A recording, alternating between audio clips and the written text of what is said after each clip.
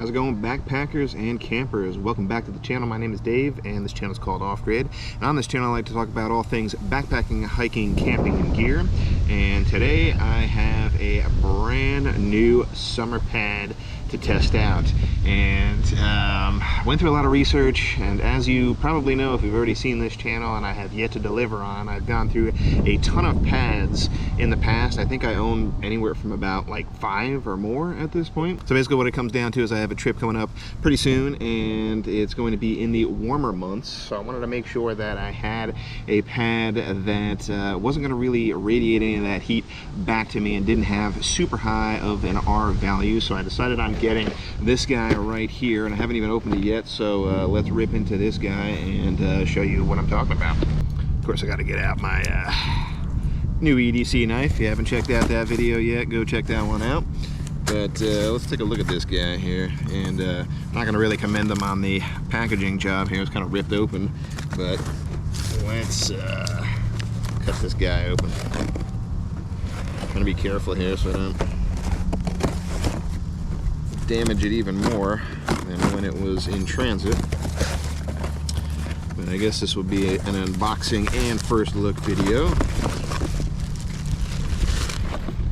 of this guy right here. We got the flap coming off here too. This is the Sea to Summit Ether Light. Not sure if this is, yeah, this is called the XT as well. There's nothing else in the box. This is the Sea to Summit Ether Light XT, but this is the non-insulated version. Of course, I'm going to be diving into all the good stuff on this one today. We got tech specs, we got what I paid for it, which was at a discount, of course. I always like to get a discount if I can.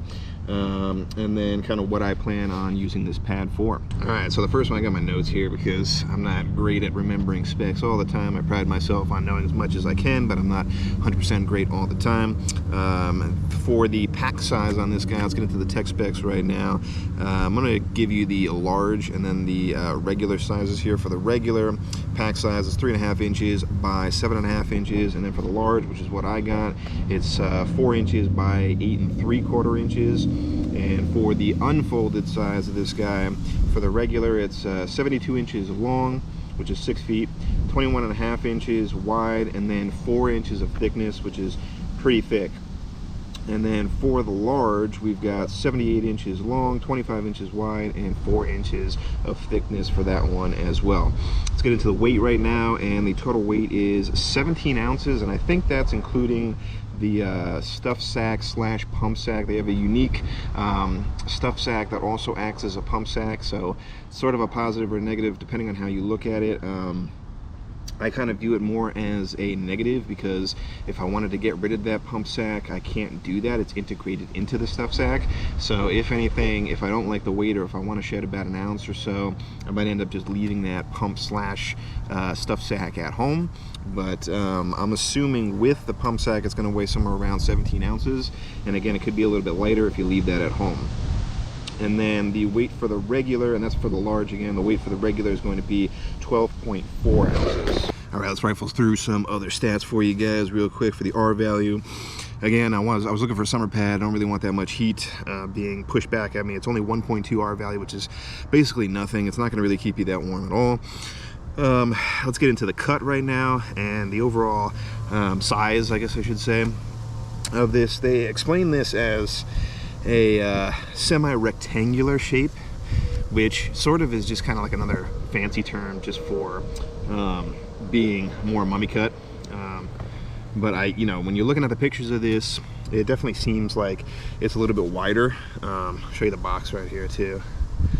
Definitely seems wider, but it's wider at the top, and then it kind of narrows towards the foot box, and I'm not really a fan of that. I really enjoy having a rectangular cut from the head end all the way down to your feet. But let's get into the specs on that as well. I know I gave you the unfolded specs, but that's really at its widest point. So the widest point for this pad for the large is 25 inches. But at the foot, it's going to be 18.5 inches. So you're losing about half a foot right there, roughly 6 inches in just the overall size when you reach down towards the feet. And then for the regular, it cuts down to 16.5 feet. So, and that was only 21.5 inches wide, or I should say 16.5 inches, not 16.5 feet. So it definitely cuts off quite a lot once you get towards the feet.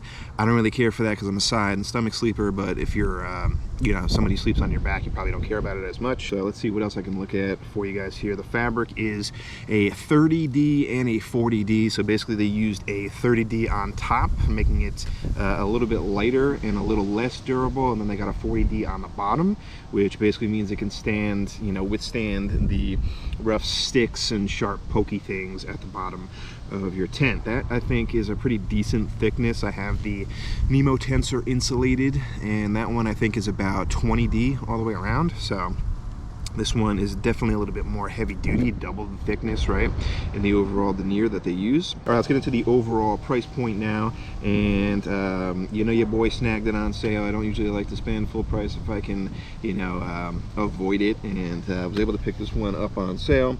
I got a 20% off deal at REI.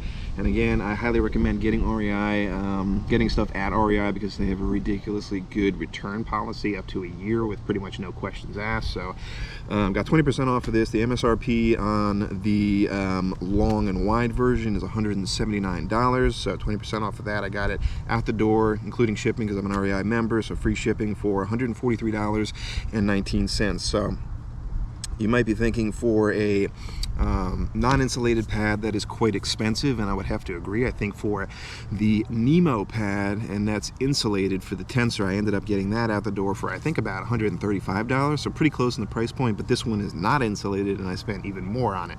So Sea to Summit is sort of like Thermarest in that they're kind of like premium brand names.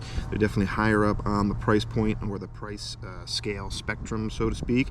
So you're definitely going to spend a little bit more for a premium type of pad like this one is.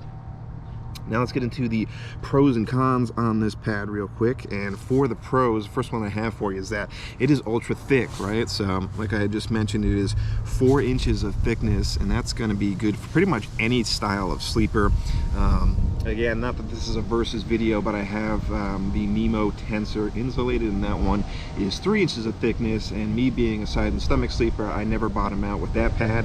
So you're definitely not going to bottom out with this one. And I think the biggest reason why I got this pad is because of the baffling system. The baffling system on this one, I have heard, is the most comfortable system that's out there, with the Thermarest coming in at a little bit more uncomfortable, a little bit different of a design. Sorry, I'm moving the box over here because he's blowing all over the place with the wind today. And it really just has to do with the style of the overall baffling. They have these dimples and kind of like this diamond cut shape, which, you know, again is sort of reminiscent of the old spring mattresses back in the day, which are not like the #1 style of mattress that you can get these days. I think it's more of like a memory foam that is like super comfortable, but for the backcountry, that style works incredibly well. And that's mostly it for the pros. I think the other thing that I can throw in real quick is the overall weight on this guy. So at about 17 ounces, a little bit less if I leave the pump sack / stuff sack at home. If I can get this down to around a pound, that's going to end up saving close to about 5 ounces off of the Nemo Tensor pad. So that's definitely a welcomed addition, especially for when you're heading out for those warmer trips. You want to shed as much weight as you possibly can. Now let's head into the cons right now, and the pro that I just mentioned for the weight kind of comes back around for the con here, because this is not the lightest summer pad that you can get. I have an older now Trekology pad. That was before they ended up going with a higher denier, and I think that one was about 19 ounces total. And then obviously the gold standard here from a weight perspective is going to be the Thermarest Uberlight, and with similar specs with Thermarest, it's going to end up being somewhere around 12 ounces. So at 16 to 17 ounces, this is about a 1/4 pound heavier.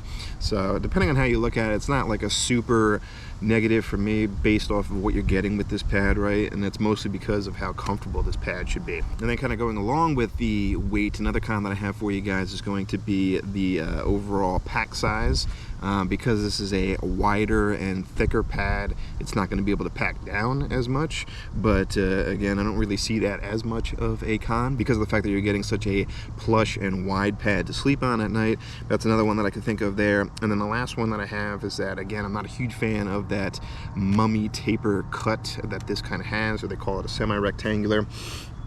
But it's basically mummy. It's not really that wide at the foot end. So I like to splay out. I like to have my legs all over and try to get comfortable as much as I can. So I'm not a huge fan of that semi-rectangular slash mummy cut because, you know, I like to have it fully rectangular, again, from the head end all the way to my feet. But that's going to do it on this one, guys. I can't wait to take this one out in the field and show you what it looks like in the field. I'm sure I'm like throwing a bunch of B-roll in there for you guys to look at the pad just in general today. But super excited to use this pad and test it out in the field. But I want to know what your thoughts are on the Sea to Summit Ether Light series. They have a insulated one. They came out with an extreme one, which I think is the newest one last year. So it just kind of goes higher in the overall R value that you can get out of these pads. But the simple fact that it has that range of like all the way down to 1.2 R value and then all the way up to, I don't even know what it is for the extreme, like 5 or 6 or something like that, means that it is an incredibly popular pad to use. So if you have any one of these types of pads, let me know in the comments down below. I want to hear what your thoughts are on it and what I can expect to see when I'm out in the field using this thing. So thanks so much for watching this week, guys. I really appreciate you. And remember, if you're headed off grid, make sure you do your research and you make it a safe one. I'll see you on the next one. Whoa! Wind is crazy here today. Box almost flew right off the table. Oh my god, I hope I got that on camera. Pretty sure I did, because I'm a doofus. Let's go grab it. Let's go hunt it down, because leave no trace, right? Let's get into the overall price point now. Ah, man, it's freaking freezing out here today, folks. The wind cuts through you like a knife.